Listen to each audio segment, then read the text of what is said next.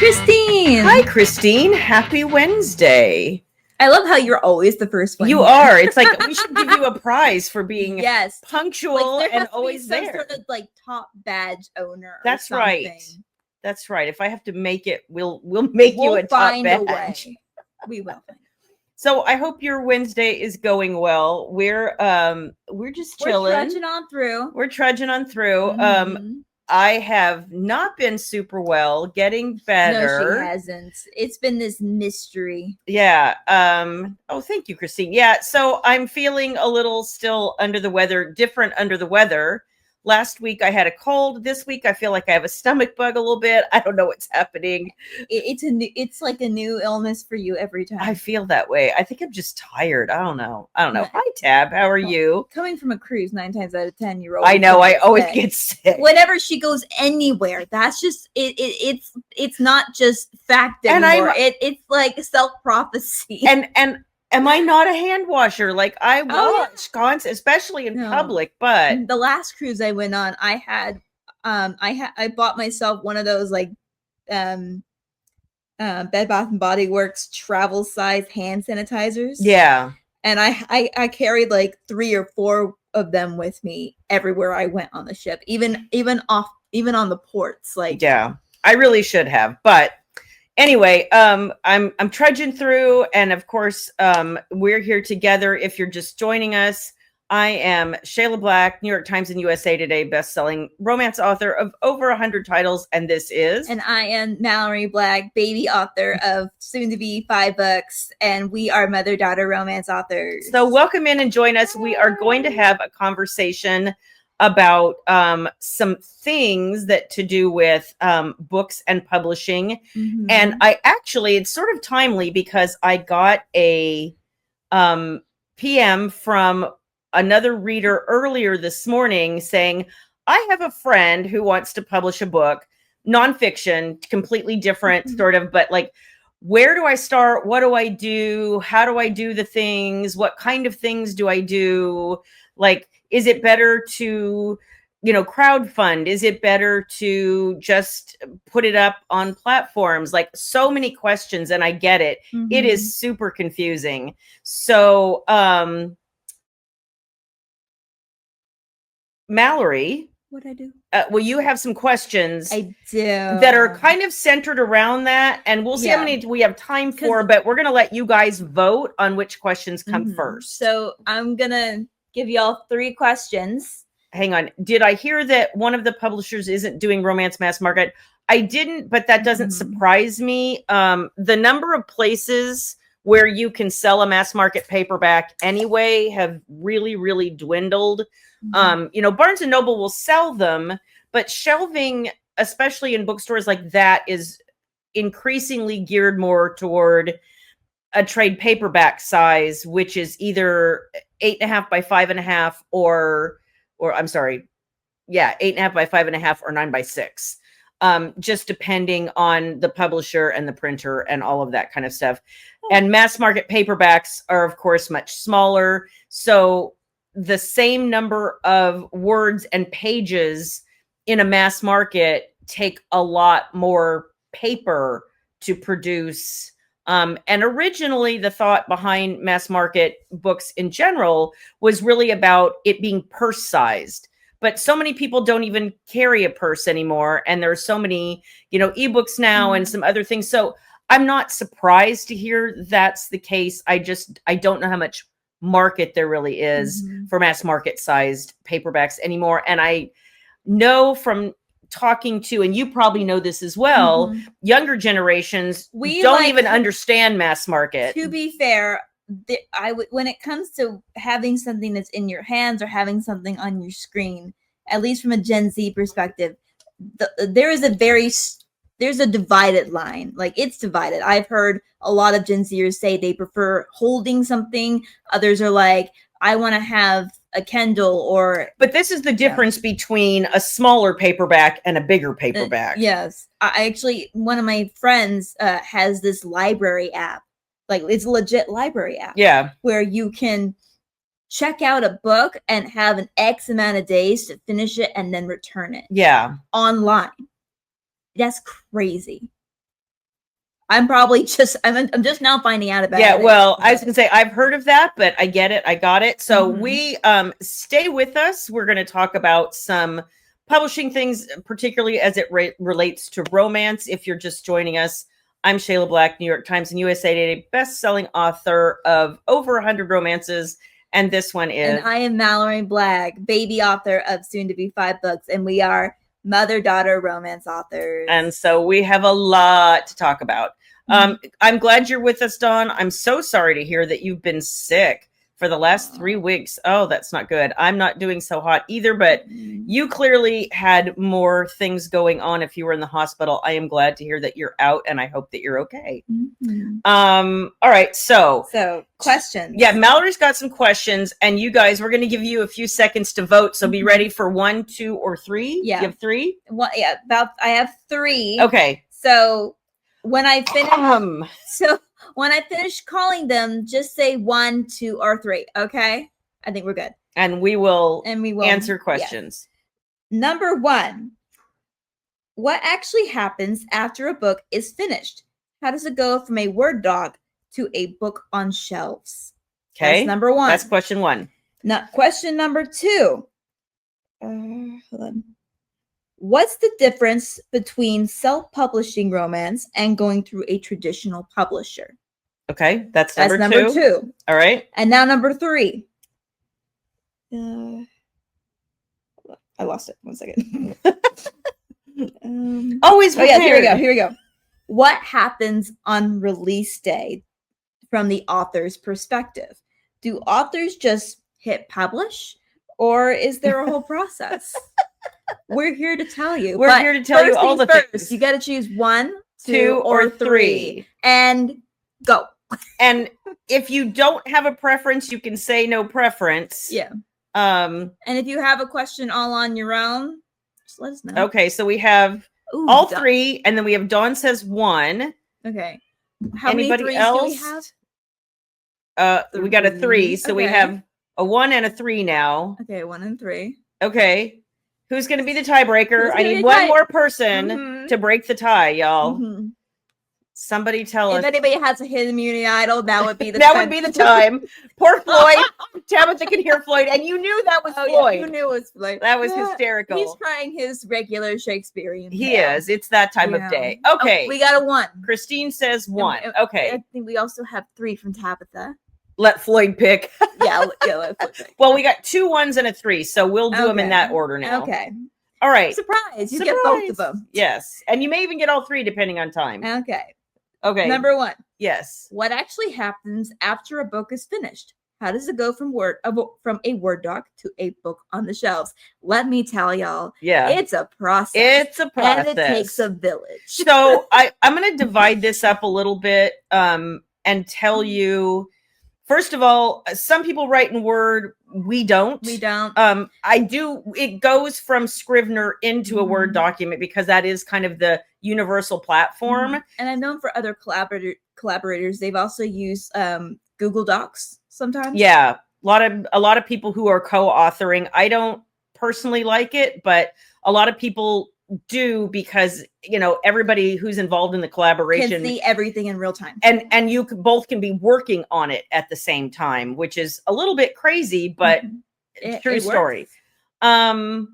So what really happens is, okay, you're done with the book, you're happy, you have read it, you feel good about it, okay, your heart and soul's into it. Yeah. So now what you're really up for is editorial. And there's a couple of ways this can work. So if you are a new author, or if you're tackling a really big project or the start of an overarching series or something that requires a lot of editorial input, some people will hire a developmental editor. This is time consuming and expensive. Just saying. It is one of those things. A lot of particularly fantasy authors will do it because they're writing giant tomes. But there's plenty of romance authors who will hire, hi Virginia, who will hire a developmental editor as well. It's not super uncommon. You just have to be aware there's a lot of people who call themselves developmental editors. You're really looking for somebody who actually has experience doing developmental editing. Otherwise, what you really have is what we call an alpha reader, which is somebody who will read the rougher drafts of a book and then say, oh, hey, this is working, this isn't working. And a developmental editor is going to talk mostly about plot, structure, character, pacing, progression, emotional through lines, all of that kind of stuff. So let's say you take the time and the money and the energy to send your book to a developmental editor. Let's say you've written a 60,000 word book.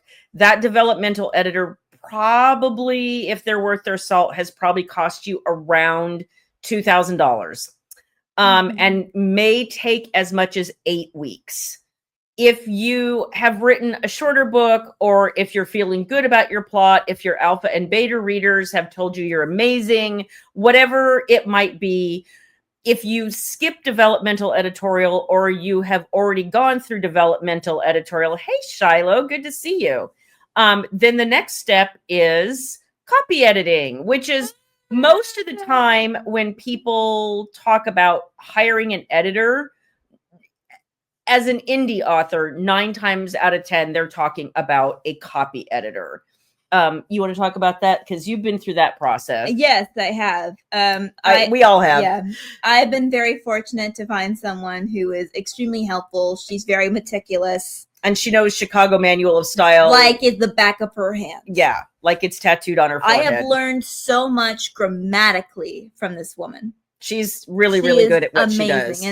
And being as young of an author as I am, that is extremely helpful and valuable, because you learn as you write more what not to do. Well, she also, because we have the same, copy editor. One thing she's also really good at is helping you understand.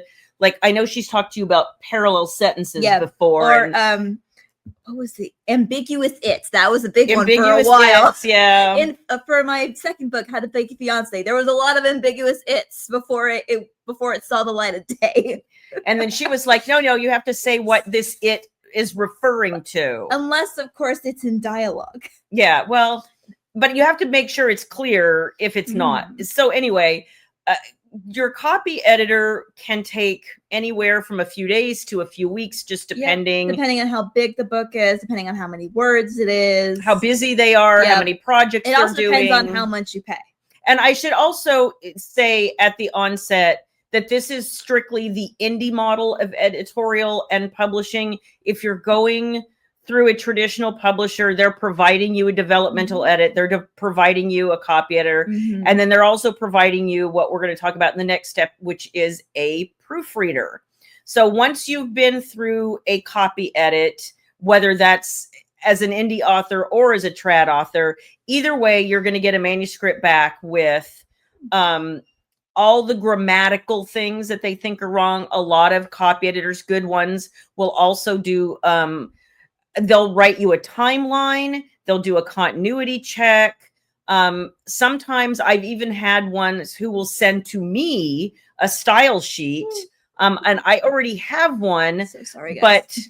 But sometimes my copy editor will take my existing style sheet, and if there's something to add to it, they will add to it. And what I mean by style sheet is every publisher has kind of their house style, if you will. So for instance, one of the things that I do as a part of my house style is, let's say I've written, oh my God.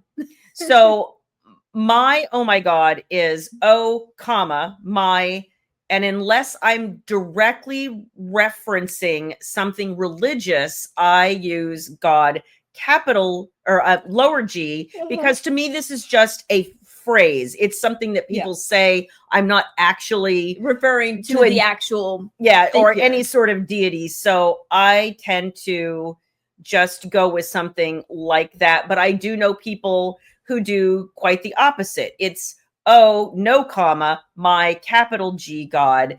And that's or oh my God, that's another good one. OMIGOD, all one word.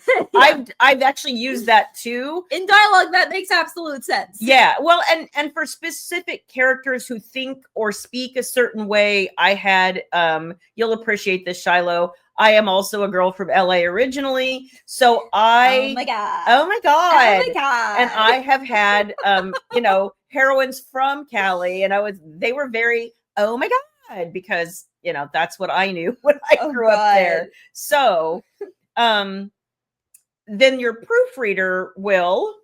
Your proofreader, after your editorial is over, your proofreader will scan whatever extra things that were left behind. Any typos. Any typos, any misplaced commas or apostrophes, or you're missing a word here or there.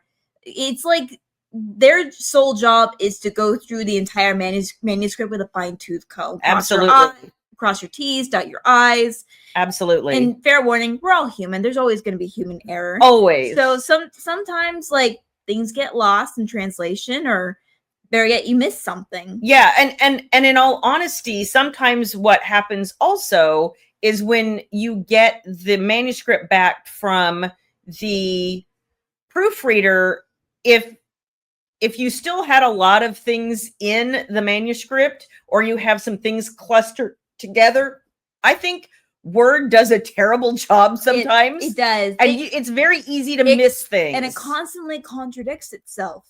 Because I turn all that stuff up. In one moment, they say, for example, just as an example, this is not necessarily correct. It'll say it's girls with a apostrophe S. And then it'll circle back when you give it a new version of the manuscript. Oh, it's girls without an apostrophe. Like, well, and if you're relying on like Word's grammar checker, please don't. It's wrong at least half the time, to be 100% honest. And it'll always want you to condense things too, like I have to go do whatever, and it'll always say, like, if you look at conciseness, it'll say I must. Okay, but that might be true in your non-dialogue situations. You might think I must go do this, but if you're speaking it out loud, most of the time you wouldn't say I must whatever. Yeah. And that's a lot of what dialogue is. Like, would you say it this way in real life? Yeah. You wouldn't say I must. You would say I have to, or I gotta, like, or I want to, I'm gonna, whatever. Like, but so sometimes I would take all of that with a grain of salt. What you're looking for in a proofreader is somebody who is, I think, three things: meticulous, who also knows very well their Chicago Manual Style and Merriam-Webster, because that's what most publishers use. And so that's particularly what I've adopted. I think that's what you use. Yeah. Most indie authors use Chicago Manual of Style and Merriam-Webster. Mm-hmm.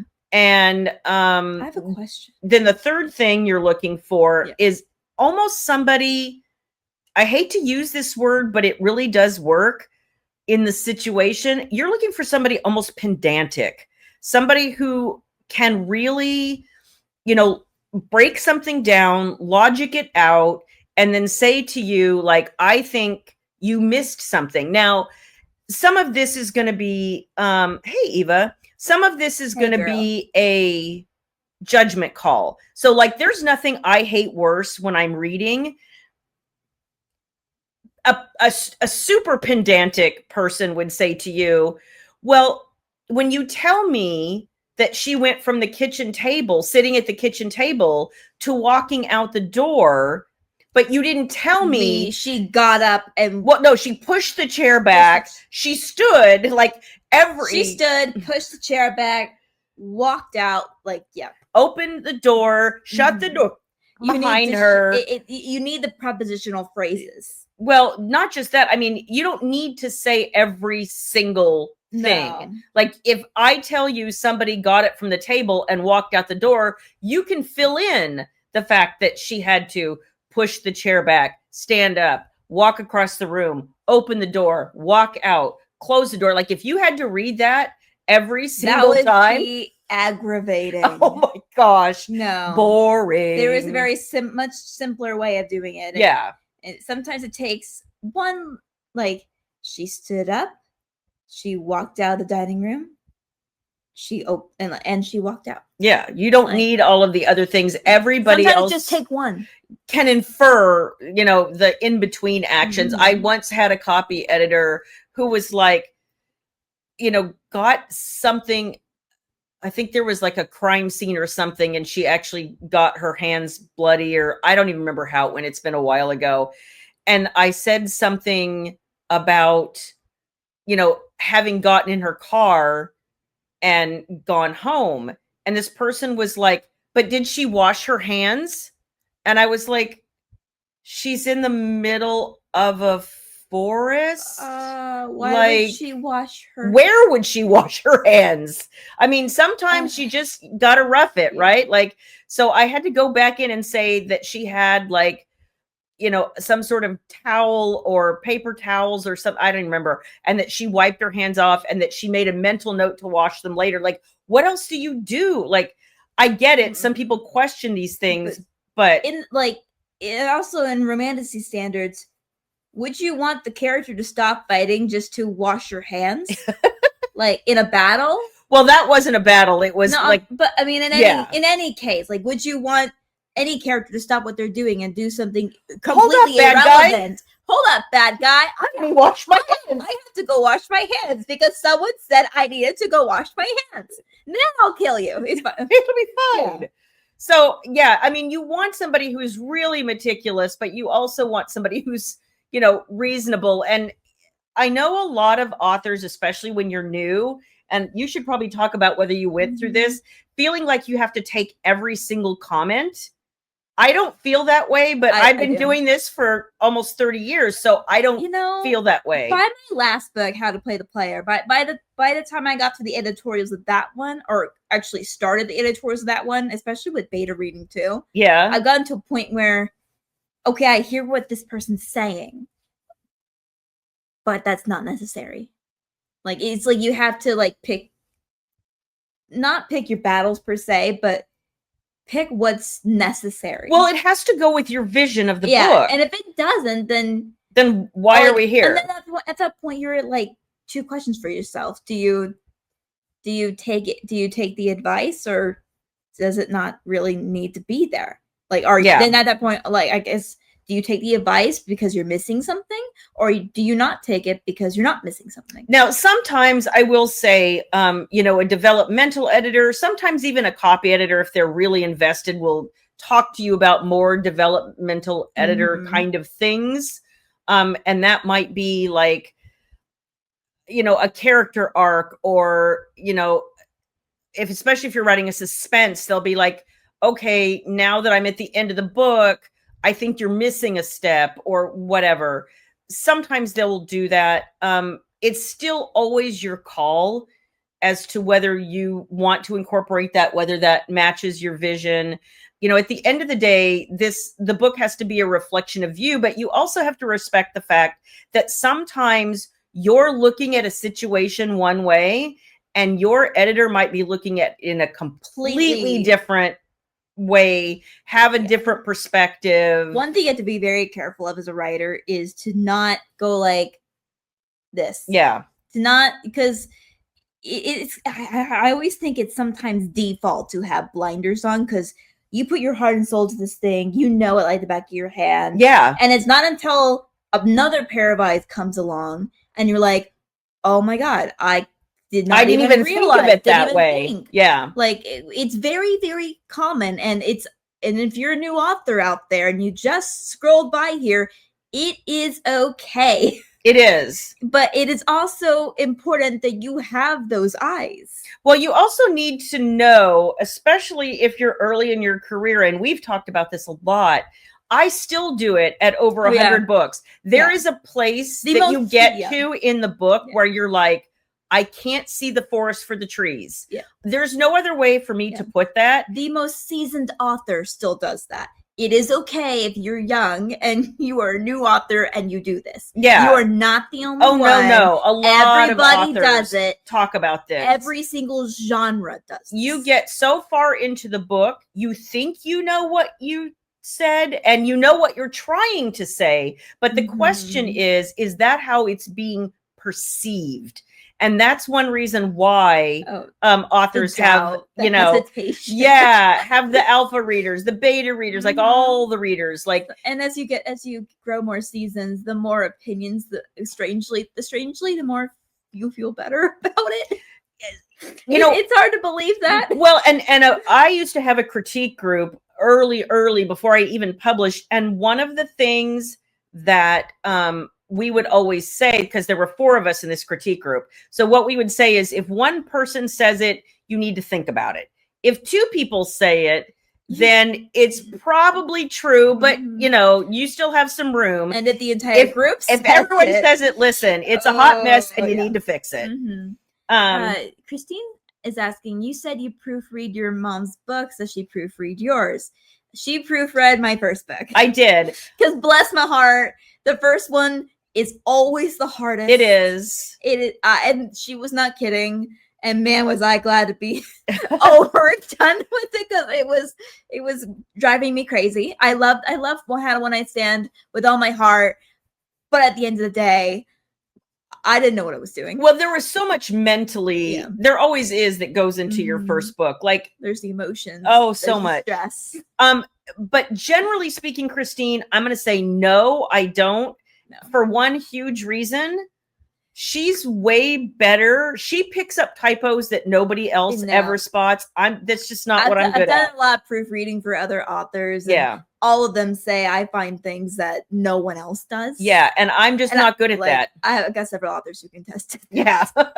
You're like, dang, my editor missed that. Well, and she was even working on helping an author at one point change a book from third person to first person because she wanted to republish it. It was not just third person. It was originally started out as third person past tense, and I had to change it from first person present. And now I love first person present, so this was same. I love doing this project time and time again. If I ever had the chance to do it again, I'm not doing it right now, but I would love to do it again. Yeah, because it's one of my favorite things. She loved it. She had a great time, but. She also, in doing that, and this was a book that had already been published, then she wrote the author back and went, by the way, here's a few typos I found. I'm like, I know you didn't ask me to do this, and I know I'm changing it from third to first, but here's some typos. And she was like, oh my gosh, this book has been published for years and nobody said it. Yeah. So that's what happens. So then once you get out of developmental editing, copy editing, proofreading, then you need arcs. Well, then you need a formatter. So you can't, like, none of the platforms, you know, KDP, Apple, all of them, they don't take a Word document. It has to be formatted into an EPUB format. Amazon used to have a Mobi format. It was their own format. It's still their own format in a way, but at least it's more compatible with other things now than it used to be. So, so for a lot of people, they use Vellum. If you have a Mac, that's fantastic. Vellum works on a Mac. If you don't, so there's 2 other things you can use. Hi, Rhonda. Hi, Rhonda.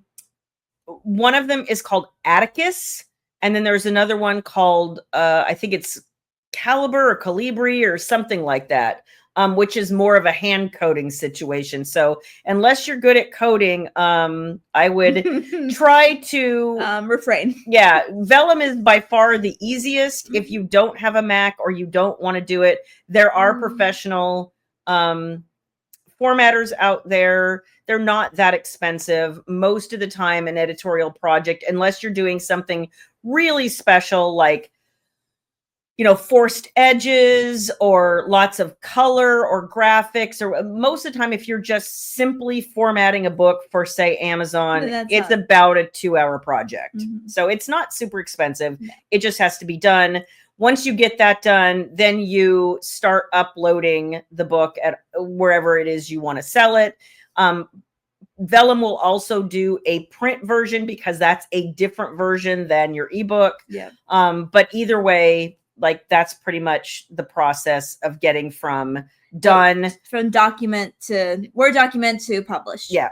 Okay. And now question 3. Question 3. What's the difference? Is that it? Whatever no. Question 3 was. Sorry. Okay. I figured it out. What happens on release day? Do authors just hit publish, or is there a whole process? So depends on the platform that you're publishing. Well, but first of all, we're never hitting publish. No, on the day. Well, I shouldn't say never. If you're doing a surprise release or a flash release, yeah, you can update your document and hit publish, and we're done. But, most people do pre-orders, whether that's a couple of days, a couple of weeks, a couple of months. Most platforms will let you do pre-orders up to a year. But when it comes to pre-orders, at least with some platforms, there are certain guidelines you have to follow. And they're very serious. Amazon is one of them. Yes. Actually, number 1 on the list. Yes. Should I tell them?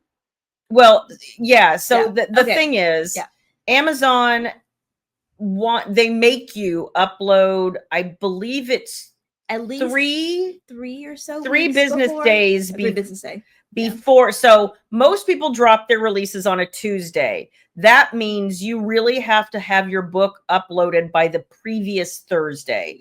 So when you talk to a lot of authors who are like rushing the week before release, that's why, because I know people who have literally uploaded their we had like 3 minutes left, or because there is a clock on there. It's a countdown. Yes. If you have an author account, you know this. Yes. And they are not kidding. Yeah. For you readers, you don't see that. No, you don't. And we're glad you don't. And they send you constant reminders as the date gets closer via email, and it's nerve-wracking.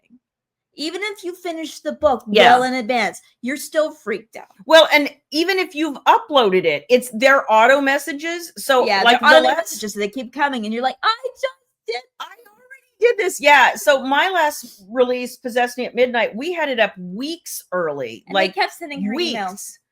And literally up until and the day my clock. And so they changed the message when they sense there's an asset there, when they can see that there is a book there. The message isn't upload something. It's make sure this is the version of the book that you want to publish. But I was already there. It's just, it is nerve-wracking that they constantly email you. But I get why they do, because there are authors who are like, okay, I like this version. Crap, I missed something in this version, so I have to make a new version. I actually knew somebody who accidentally uploaded the wrong book. And so when you upload a book, while that file processes on the back end, it locks you out of that book. So if you wait till the last minute and then you upload the wrong book, that's what everybody's getting on release day is the wrong book. You're screwed. And you're screwed. Because I know it happened to a friend of mine, and she was like, I can't believe I did this. Yeah. Yeah. So and then Apple has a different style. Yeah, well, they want it like it's really 10 business days, but they don't penalize you, unlike Amazon, where if you miss your upload date, they revoke your pre-order privileges for a year. Translation, Apple has a much better grace period than KDP does. Well, they don't actually enforce theirs is really what it is. And I've never really heard of anybody being locked out of their account for it. And then, of course, Kobo and Barnes & Noble, like they're kind of in the boat with Apple. They don't really, they would like it early, but it's not like the ideal. But Amazon is the one that they're literally going to lock you out of. They're serious about it. And once you've missed your window to upload that book, no pre-orders for a year. Now and they also like every other platform, you can move your release date multiple times. You can move it out, you can move it in, like they don't really care. Amazon, however, you can only do it twice. They're only guaranteeing you once. And by once, I mean 30 days. It has to be an emergency. That's it. You have to be at that store. You have to beg a lot if you need it moved a second time. And prior to 2020, and y'all know what happened then, prior to 2020, there was no moving it at all. So I knew people who were like, you know, I just lost a loved one, or I just got out of the hospital, or, you know, fill in the blanks. And Amazon's answer was, don't really care. That's a you problem. So it's nice that we have at least a 30-day grace period that we didn't used to have, but sometimes that's just not enough. Yeah. Especially like I talked to a friend of mine who took the summer off because over the spring she was writing a book and she goes, I finished it. She goes, but I hate everything about it. And I don't even know why I hate everything about it. And I need to go figure out why I hate it. And so that's what she's doing now. And she said, I'm so glad I didn't have it up for pre-order yet, because otherwise I'd be locked out of my account for a year. So yay. And that's all our questions. Okay, so I'm gonna say this real quick. I will be signing at another pop-up event on the 20th of this month in the same location. I'm actually dropping another newsletter to explain this. So if you're in the DFW area or you're going to be there, I will be at the Inclusion Coffee in Arlington, Texas, that is. Yeah, on the 20th. Yeah, I'll be on the first floor. Come see me. And I think that is from 10 to 2. Yes, from 10 to 2. Be aware that if it's anything like the last pop-up event we did, crowded. They were lined up on the sidewalk around the building, y'all. So much so they were at capacity and were managing the line. Yeah. So just fair warning. Be aware. Yeah. It was up until like the last 30 minutes of the event. They extended it for another half hour. Yeah, they did, actually. Because there were still people in the building. Yeah, it was a great event. It was amazing. Happy to have gone. And happy to see fans. Oh, Eva says she's going to try to make it. That'd be awesome. I love all the company. I will be by myself this time. Yeah, I will be out of town, so she might have a friend with her or her daddy with her. I'm not sure which. But like I said, I'll be dropping a newsletter this Friday explaining all the details. Plus. If you're not subscribed to me yet, I'm about to drop something big. And I know I said I'm always going to drop something big, but it's big. This is really cool. And it's how to seduce the ex big. So you're gonna want to see it. That's right. Like, trust me. That's right. So you'll be the very first people to know, and I'm so excited for you to see this because it is I can't even describe it. Because I don't want it to give it away. So yeah, it's awesome. So, and I drop my newsletter every Wednesday. So if you are not subscribed to my newsletter yet, you missed out on a juicy little excerpt today and a 40% off bundle. So if you're not subscribed, I think if you subscribe now, I also drop follow-ups on Friday mornings if you didn't open it on Wednesday. So you might get it on Friday if you subscribe today. So there's that. By the way, you can subscribe at MalloryBlack.com. There you go. And I, of course, at Shayla Black store? Just ShaylaBlack.com. ShaylaBlack.com. Yep. Let's make it easy. We will. So, that's kind of where we're at right now. Like I said, she will be at Inclusion Coffee on the 20th. I will be going to an event with Rachel, my assistant, called NINC. So I will be in Florida, and NINC is Novelists Inc., and it is a writer conference. I haven't been in 2 years. I think it's been 2 years. No, it's just been 2 years. I skipped last year, and I wished I hadn't. But these 2020s, I feel like it's gone on and on. But oh well, crazy. Digress. Yeah. So very excited to be going to NINC, to be doing some networking, be seeing some people I don't get to see very often. Really excited about that. And then we will be together on September 28th. September 28th, but it'll be at a different location. Correct. Again, I will have all that information in my newsletter. Yeah. Which I will be updating because there was a little typo from last time. So I'll figure it out. Yeah. I believe that the event on the 28th is in Fort Worth. Actually, not far from where I went to college. So that's I'm very excited. I know the area pretty well. Her stomping grounds. My stomping grounds. So we're excited about that.